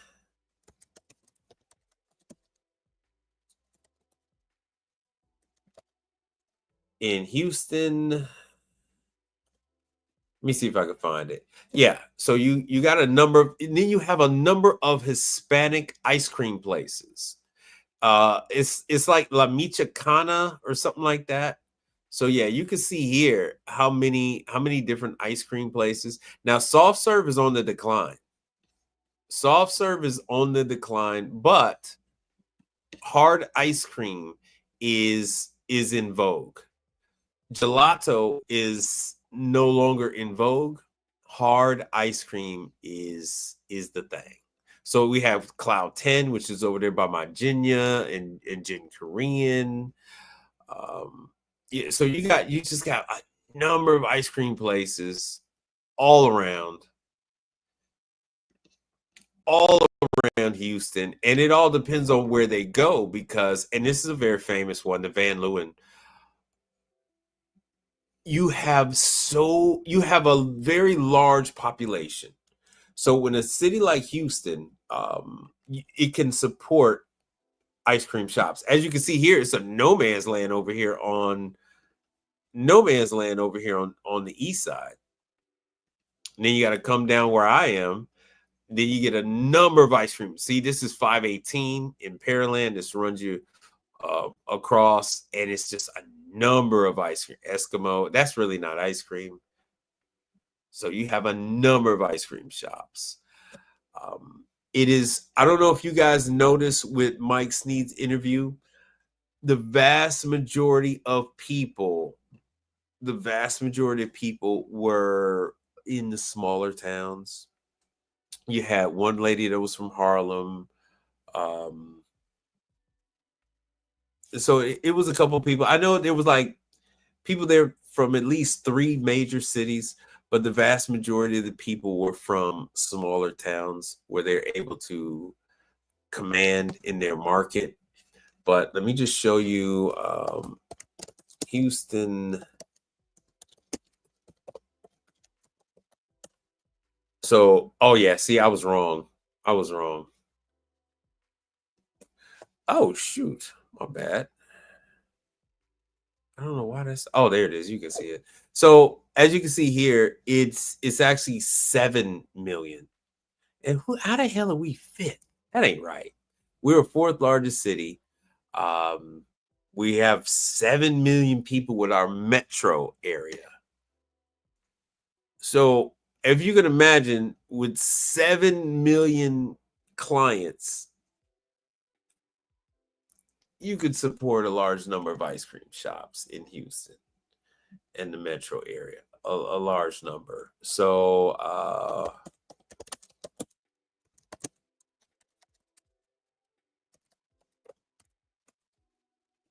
in Houston Metro. So they're not, let me see, they're giving me how large is the ice cream market. Oh man. See, they're not showing me. They're giving me this other bull. They're giving me this other bull. So they're saying that Hawaii has the most ice cream shops. See? Hawaii. But yeah, we have a large number of Mexican. I was just telling that to my wife the other day. Now I take care of them mainly because Hispanic technicians prefer to focus on air conditioning. It prefers to focus on air conditioning. I said Houston, man. I don't know why they're doing this to me. And so here's one right here. So this is the chain. This is the chain right here. Let me see if I can find the freaking website. Or let me just type it in.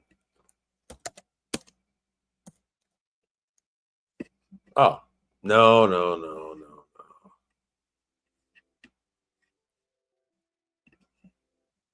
So this is something that we have here. They're using Onera brand refrigerators. So they're using Onera for this chain of ice cream shops.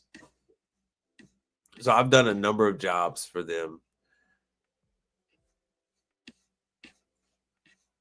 So there in my market, yes, there are a lot of ice cream shops, but we are nowhere near oversaturation. Where you're going to run into problems is soft serve gelato, concrete ice cream, soft serve gelato, concrete versus hard. So this is standard old school hard ice cream, and that is currently what people want. It ebbs and flows. It's always changing. Ices are having a hard time. Ices are, we got Maria, what the hell is it? It's going to come right up when I say Italian. For this market, it is Larita, damn it, where the hell is it? It's like Larita's ice. There it is, Rita's Ice. So this is throughout the country. And it's doing okay. It's doing okay. As you see, they're trying to branch out. Everybody's from Starbucks to so many different locations are doing things other than ice cream.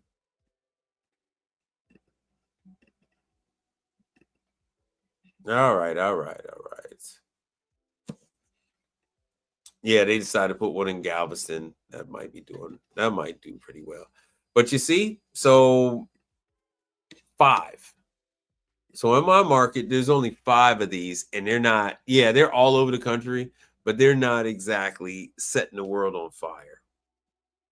They're in some high profile areas. In my opinion, they're in some good areas. They can't get parking in those areas, and that's a problem because this is not a walkable city. And even in the one with Galveston, it isn't really like a lot of foot traffic. It isn't like Va Beach, where there's like a ton of people walking back and forth. These people are in their cars driving back and forth.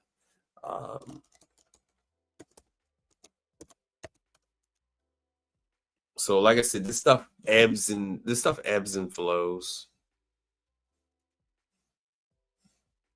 See, so even Chicago. So that seems to be what they're doing. See, another 5.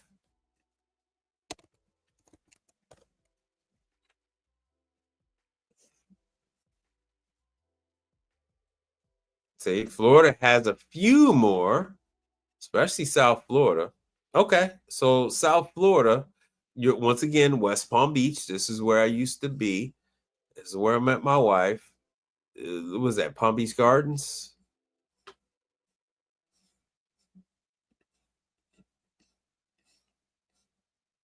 Let me see, which one is this? Yep. Well, this is West Palm Beach. So this is on Okeechobee. So this is not that far from the airport then. Where the hell's the airport? If that's on Okeechobee Boulevard. So the airport's got to be south. But anyway, and then so Boca. So this is probably going to be Boca. Deerfield Beach. Hollywood. All right, then next stop is going to be Miami. All right, so as you can see, these are the areas. I don't know what the hell the zip code is for Miami. I mean, for like New York or something like that. But now, yeah, I try to tell you guys the information about the McDonald's slushy machine, right? The McCafe machine.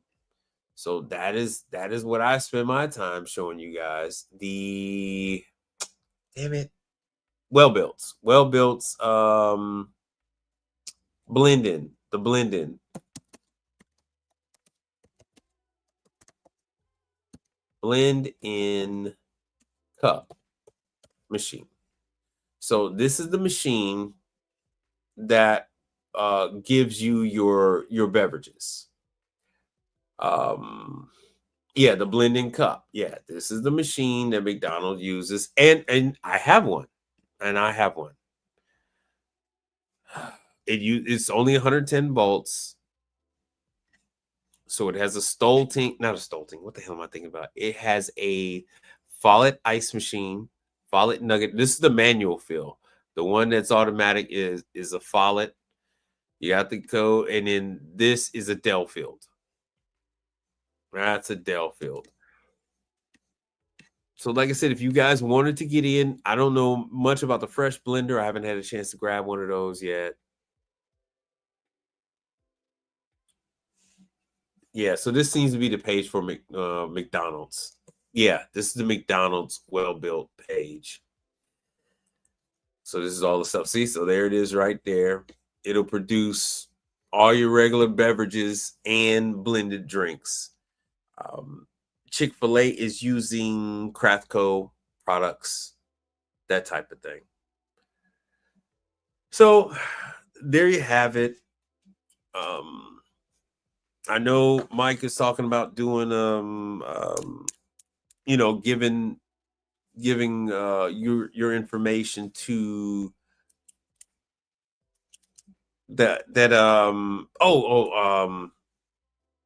damn it, what the hell did I just call him?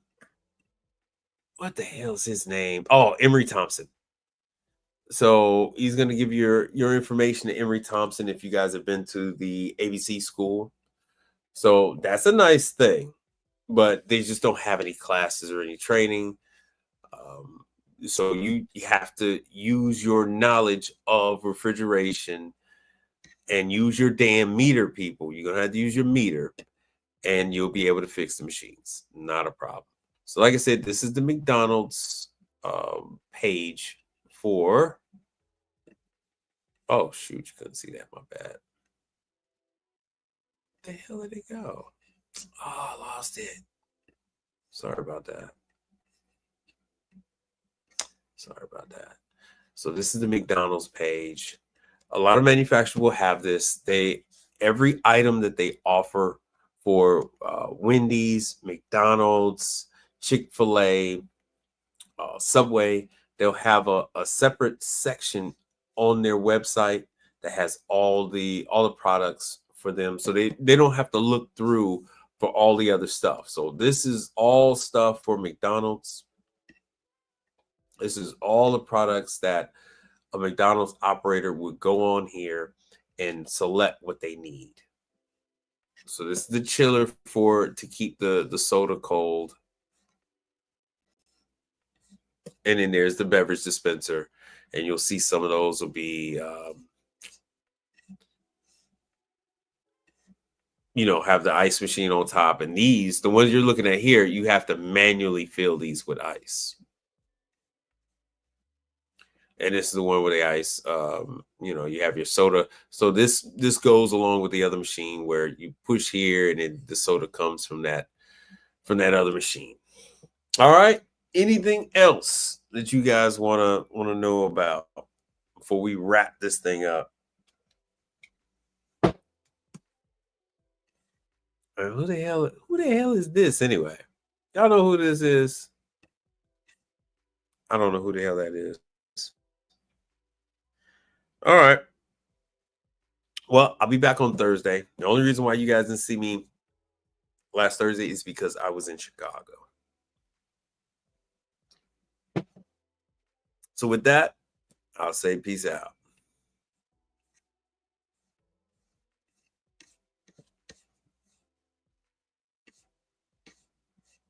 Hold on 1 second. Let me do.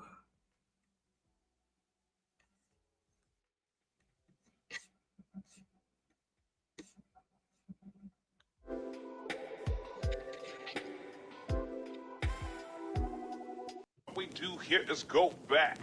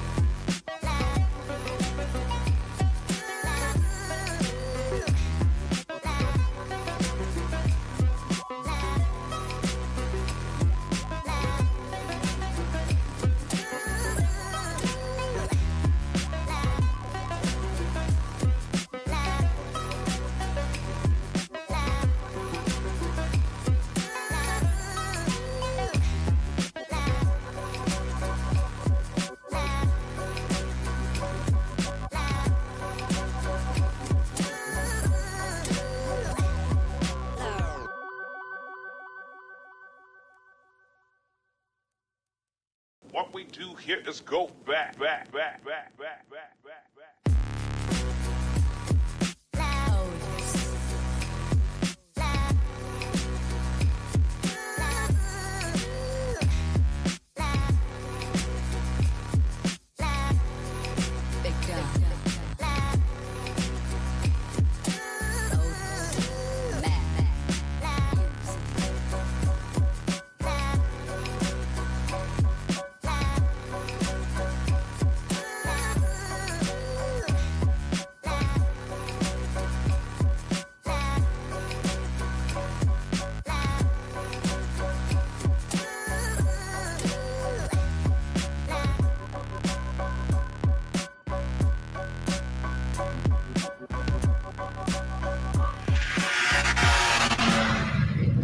In 1921, a speedy contraption skidded across the snow-covered fields of Fair Minnesota's use is a Red legal River Valley. doctrine that promotes An freedom of airplane expression propeller, car by engine, permitting the and other parts were unlicensed cobbled use of together into one of the copyright-protected first works in certain snowmobiles ever circumstances. built.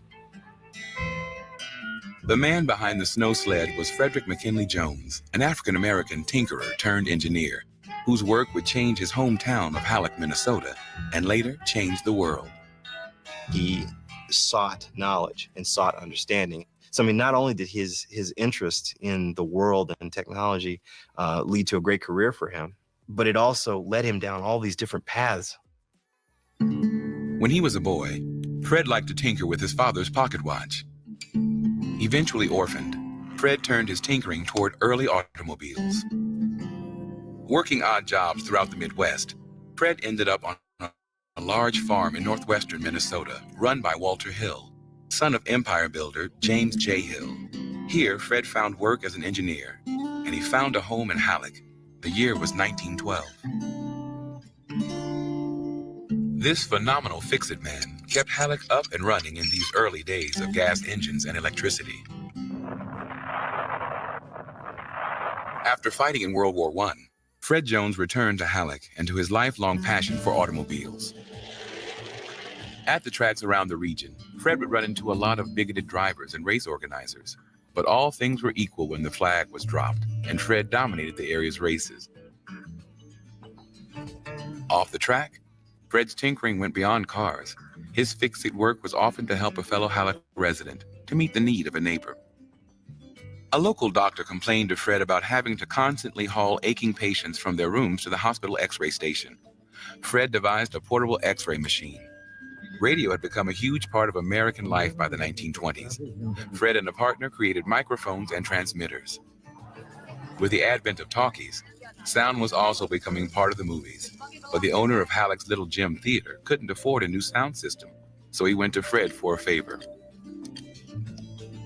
Halleck's handyman devised a film sound system that was so innovative, it caught the eye of a Minneapolis entrepreneur named Joe Numero. Numero later admitted when a black man entered his office, he thought it was a joke. I'm sure he was surrounded by others who may have at times doubted his ability. However, I'm sure that there were people who got it and then were able to support him. Numero and Jones started working together. As he did for his neighbors in Halleck, Fred's work was often responding to calls for help and tackling problems that needed solving. In 1938, when his boss asked him to figure out a way to keep food from spoiling during overland transportation, Fred Jones went to work. What he came up with was the world's first system for refrigerated transportation. The technology was applied to trucks and trains, and the company Jones and Numero would call Thermo King. Fred Jones made it possible to ship and receive perishables year-round. The supermarket was born. During World War II, Fred adapted the technology for the Army to help bring blood plasma and Simple thing here in Minnesota ended up saving lives. And while there have always been black scientists and black engineers, their stories have not been in the forefront. And so having a Fred Jones, knowing his story, I think that's incredibly inspiring. Since his death in 1961, Frederick Jones has been recognized as one of America's great inventors and was the first African American to receive the National Medal of Technology. Fred Jones holds more than 50 patents. Fred posthumously received fame, although he never really gained fortune for all of his work at Thermo King. But the fact that his work helped so many, just like his tinkering up in Halleck helped his neighbors, might have made it all right for Fred and his family. His quiet inspiration is another lasting invention. First, don't be afraid to get your hands dirty. Don't be afraid to work. Second, you have to read. All my life has been study and work. And third, believe in yourself.